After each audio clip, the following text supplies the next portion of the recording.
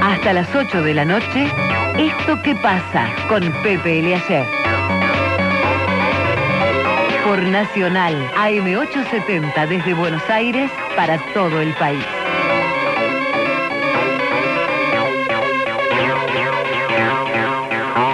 Buenas tardes, señor Dolina. Buenas tardes, Eliaser. Bienvenido, negro. Gracias por venir acá, ¿eh? Te lo dije recién en la puerta y te lo digo ahora públicamente por acercarte a Nacional. Estas épocas, no sé, que una vez se piensa, si no es un gran acto de impudicia o de, qué sé yo, de jactancia, imaginar que uno a través de un micrófono como este puede decir cosas que sean algo más que describir los hechos como hace un periodista formal, pasó tal cosa. Y cada vez que yo lo hago todos los días, es un poco el karma que uno lleva, pero bueno, ya a esta altura no hay marcha atrás, intento interpretar u orientar de alguna manera. Me pregunto si no me estoy arrogando una potestad que nadie me concedió de manera formal, y que llevada a su última instancia implica, bueno, convertir al periodismo en un púlpito, en una bajada de línea. Pero es que eso ha sucedido, es una situación de hecho. Los grandes maestros de la época clásica de la cultura argentina, estoy hablando de las primeras décadas del siglo, ya no existen. Y tal vez la función que en otros años cumplían Martínez Estrada, o Scalabrini Ortiz, o don Arturo Jaureche, ha sido delegada en manos periodísticas. Yo no sé si es una buena o una mala noticia. Algunos periodistas han recibido este legado involuntario, ya que no ha sido seguramente determinado por los maestros precitados, sino por las circunstancias, con dignidad, y se han esforzado en aprender para estar a la altura de esa nueva función. Otros más bien han tratado de aprovechar esta especie de administración de la verdad que les ha sido conferida para llevar agua a sus respectivos molinos. Esto de administración de la verdad ni siquiera es un dicho que se me ocurre ahora. Se estudia, sí, los filósofos de la ciencia estudian una especie de transferencia de credibilidad que ha pasado de lo científico a lo mediático. Aquella fe que el positivismo tenía en la ciencia en el siglo XIX, conforme a la cual... Todo lo resolvía la ciencia. Claro, la ciencia lo resolvía todo y la historia era una línea ascendente, el progreso nos iba a conducir fatalmente a la felicidad obligatoria. Esa credibilidad ha pasado a lo mediático.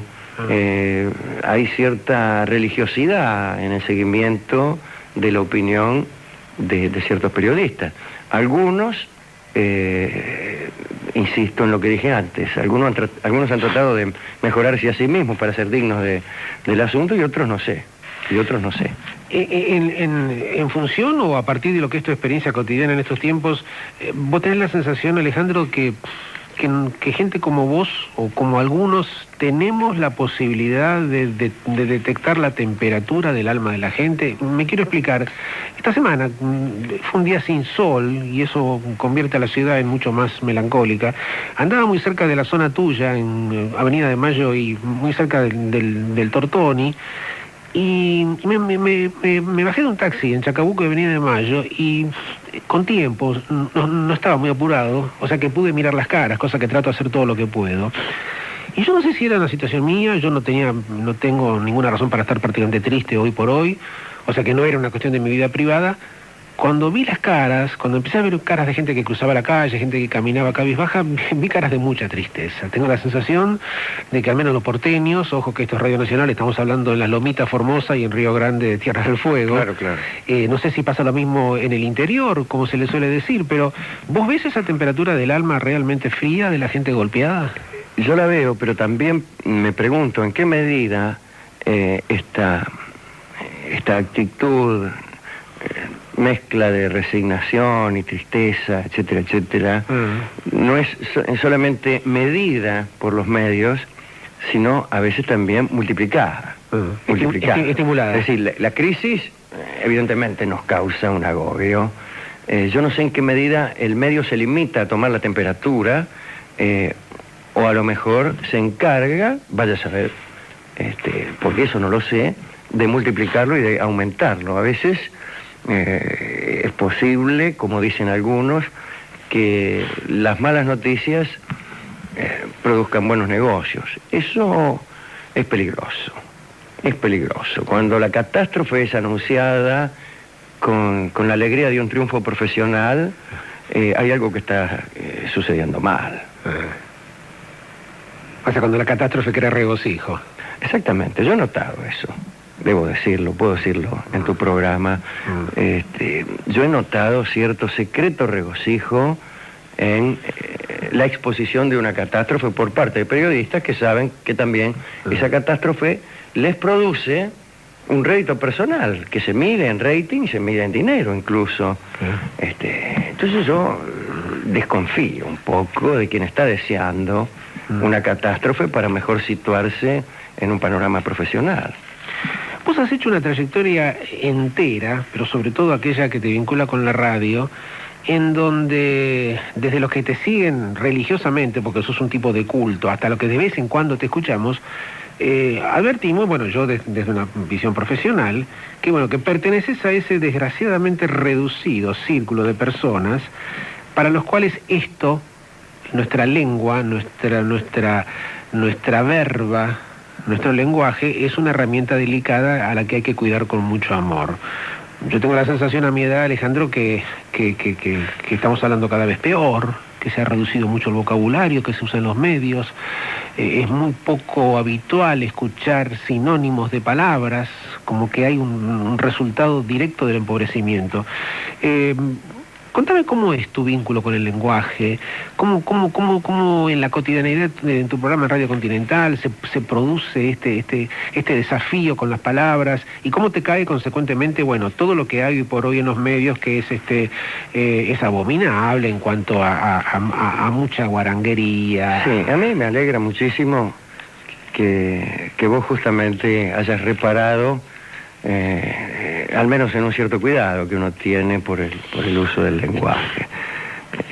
¿Cómo conseguí ese uso? No lo sé, en casa había libros, estudié, además, supongo yo, que hay algunas habilidades que hacen que uno se dedique, por ejemplo, a la radio, a hablar en público. Sí. Yo me pregunté cuáles serían esas habilidades, aprovecho para contarlo, en ocasión de una entrega de premios de vaya a saber qué agrupación.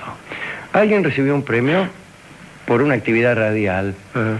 Estábamos con unos amigos observando esa entrega, y este muchacho fue a agradecer el premio y dijo: bueno, la verdad, si tengo que fijarme... Entonces yo me pregunté cuáles eran las destrezas que lo conducían a uno a la radio. Supongo yo que una buena voz, una correcta dicción, un uso razonable del lenguaje y alguna cosa que decir. Y me preguntaba cuáles de estas destrezas tendría ese muchacho. Me parece que además del uso abominable del lenguaje hay otra cosa que todavía es peor. Quisiera compartirla contigo. Algunos eligen hablar mal para crear la sensación demagógica de que están más cerca del pueblo. Pero no lo hacen como minguito, de un modo evidentemente ficcional, sino de un modo que debe parecer real, y entonces utilizan malas palabras. Yo no estoy en desacuerdo con las malas palabras siempre y cuando vengan a producir un efecto positivo en el discurso. Cuando solamente son malas palabras, cuando solamente son hijas de la pereza mental, entonces de ahí me gustan menos. Pero si un señor que ha tenido la suerte de educarse, que ha ido a la universidad en un país donde no todos pueden comer, elige desandar lo aprendido para hablar en el mismo lenguaje que hablan los más humildes, eso me parece canallesco. Lo voy a decir de un modo distinto a ver si te gusta. Hay características del pueblo que son hijas de una desgracia. La gente del pueblo, la gente humilde, suele expresarse mal porque no ha podido educarse adecuadamente, suele pensar defectuosamente por lo mismo, y acaso porque a lo mejor cuando chicos no han tenido ni siquiera una alimentación o un cuidado adecuado, porque no han estado enfermos. Entonces el cerebro no se desarrolla adecuadamente y no pueden pensar. ¿Tienen acaso, a que negarlo, un mal gusto artístico producto de esta misma falta de educación? Entonces les gustan las cosas sencillas, o diría yo elementales, antes que las complejas. Esto es una desgracia y es el producto de una injusticia. Considerar esa desgracia, esa rémora, esa tragedia del pueblo argentino como una virtud y como un paradigma a seguir, es una canallada cultural de las peores que yo pueda concebir.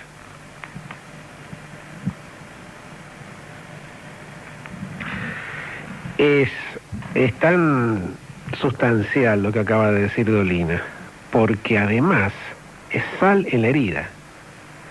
No solamente yo no soy como ellos, en consecuencia lo que haga va a ser ficticio, va a ser un travestismo de la lengua de los desfavorecidos, sino que encima va a ser un sarcasmo. Claro. Yo hago como que soy lo que no soy, cuando de pronto egresé de la Facultad de Ciencias Exactas, para dar un caso, ¿no es cierto? Y creo que carajear abiertamente a cada minuto, utilizar el vocativo boludo como una interlocución posible, es una manera de estar cerca de la realidad. Yo tengo la sensación, mi experiencia, al menos Alejandro como periodista, mi humilde experiencia, es que siempre era muy canallesco que las agencias de publicidad o las radios y los canales dijeran, sí, bueno, lo que pasa es que ciertos programas son muy interesantes, hay que hacerlos, pero la gente les huye, ¿no? Ese viejo temor casi aterrorizado a la noción de cultura. Y después la gran apostasía, ¿no? Uno lleva un escritor, me ha pasado tantas veces, a programas de cable, y hablo 1 hora con Carlos Fuentes, 1 hora con Abelardo Castillo, ¿qué te puedo decir? 1 hora con Liliana Hecker, con tantos escritores argentinos y latinoamericanos, y la gente en la calle me dice, che, pero qué fantástico, no podía despegar el traste del asiento. Y yo digo, ¿y esa realidad quién la mide? ¿Por qué no detectan lo mismo los que toman las decisiones? Es verdad, yo no estoy tan seguro de que sea la gente la que huye de lo complejo. Más bien tiendo a pensar que lo complejo asusta a quienes tienen miedo de perder a los que supuestamente no tienen competencia como para recibir eso. El cálculo parece sencillo, yo lo he repetido algunas veces, y ellos suponen que un programa para cuya audición sea necesario haber leído un libro, deja fuera una cantidad determinada de posibles oyentes. De este modo, el resultado es que tendremos que ir a la velocidad del más lento para que nadie quede fuera. Pero yo no sé si es correcto este razonamiento. Y a mí me parece que el progreso de los medios de comunicación, del arte y de la sociedad toda, procede de una interacción conforme a la cual el que sabe más le da al que recibe un poco más de lo que pide. No se trata solo de darle al público lo que pide, sino un poco más. Y después el mismo público pedirá un poco más. Pero todo esto se mezcla con una serie de ideas que han estado de moda y de las cuales no solamente son culpables estos personajes que manejan los medios, que ya tienen una cierta aureola de maldad inherente, que también será injusta, sino también algunos intelectuales y algunos compañeros nuestros que solo por ser populares, a veces con muy buena fe, han tratado de convertir la preferencia de la gente en un objeto de culto. Hace muchas décadas los funcionarios de cultura solían ser, Pepe, señores aristocráticos, un poco oligarcas ellos, muy librescos, muy versados, muy conocedores de las artes, pero muy lejanos del pueblo y muy poco conocedores de lo que el pueblo necesitaba.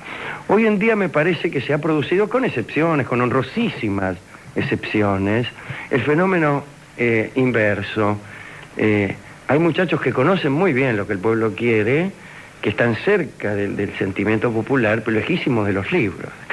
Y entonces, toda vez que no pueden acercar los libros a la gente, empiezan a inventar un prestigio cultural para aquellas cosas que la gente quiere. Entonces nos desayunamos de que el fútbol también es cultura, por ejemplo. Claro que lo es, pero lo es en un sentido antropológico, Pepe. Claro.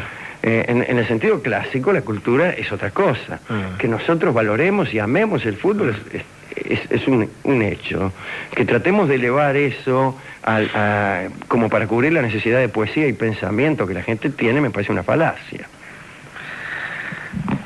Es Alejandro Dolina el que está diciendo lo que ustedes escuchan, es una de esas voces inconfundibles, no necesitan ustedes saber, pero bueno, por si algún despistado anda en algún lugar del país escuchando, el que está diciendo todo esto es Dolina. Nosotros somos contemporáneos, además de ser casi del mismo signo. Vos naciste un día antes de que comience Géminis y yo soy geminiano, pero bueno, no importa mucho eso. Lo que sí importa es que hemos tenido una especie de, no de amistad, pero de contigüidad nuestra contigüidad astral. Tenemos muchos amigos comunes. ¿Cómo no? Nos hemos visto algunas veces, nos hemos caído bien, sí, señor. No nos hemos frecuentado tanto, sin embargo. Sí, negro, no, esto apuntaba además a lo siguiente. Yo a veces, te confieso que tengo, y te transmito ese temor como una forma de preguntarte, me asalta la palabra es esa, el miedo de que un encuentro, una charla como esta que estamos manteniendo, estos asuntos que estamos poniendo al aire, desde la escucha o desde la audición de un muchacho de 24 años puede resultar algo así, pero míralos a estos. Cómo provectos se han convertido en dos cascarrabias conservadores para los cuales el lenguaje no puede ser modificado y nada puede hacerse que sea transgresivo o transgresor. ¿Puede ser que este tipo de argumento nuestro devenga en un sentido negativo, reaccionario? Puede ser si es que no sabemos expresarlo cabalmente. No estamos defendiendo, me parece a mí, de ningún modo el carácter estático del lenguaje, en el cual yo no creo. Desde luego, todo se va modificando, pero a mí me parece que la heterodoxia, sí, dentro de cuyas filas me gustaría formar, me gustaría militar siempre, no debe confundirse con la demagogia. No es transgresor decir malas palabras por televisión, no tiembla Occidente. El lenguaje nos enriquece.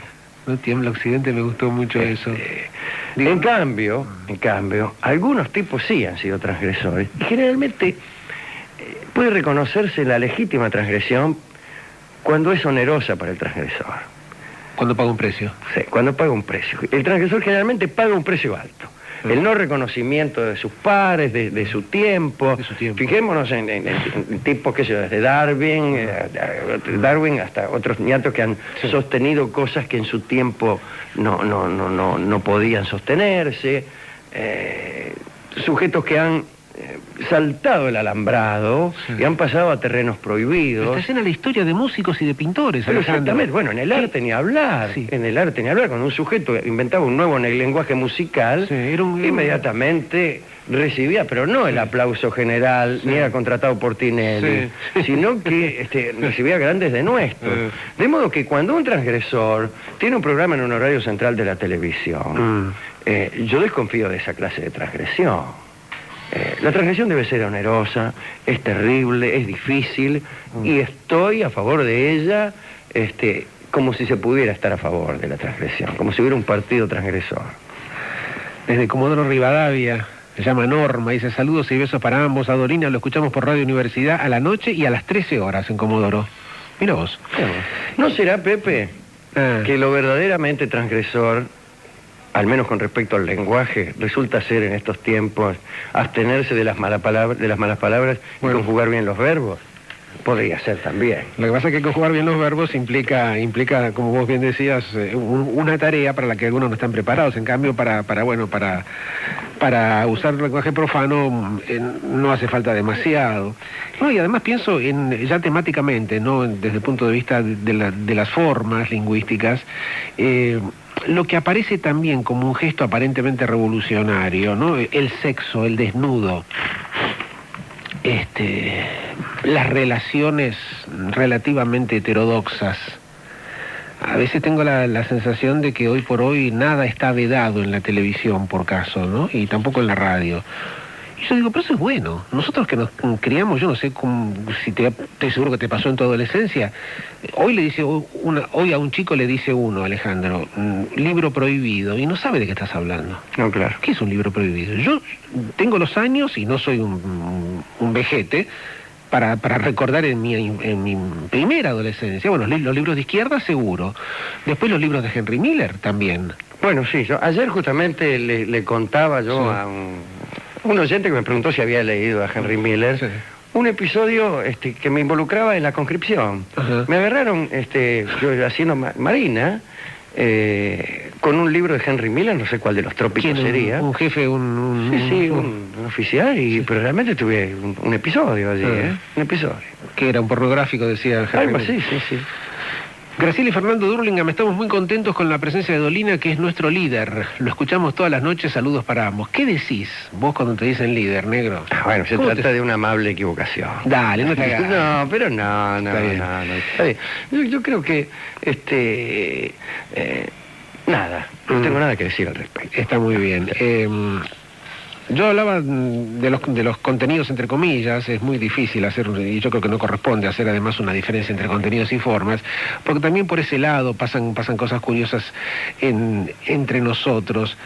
¿Tenés la sensación, Alejandro, saliendo un poquito de los medios, que inevitablemente parecen casi como el malo de la película y siempre uno habla de ellos? Será porque estamos acá en los medios, ¿no? Pero claro, porque uno forma parte de eso. Yo lo hago no considerándome fuera, sino considerándome dentro de las 40 del Mazo, y supongo que arrastraré muchos de los defectos desagradables que los medios tienen.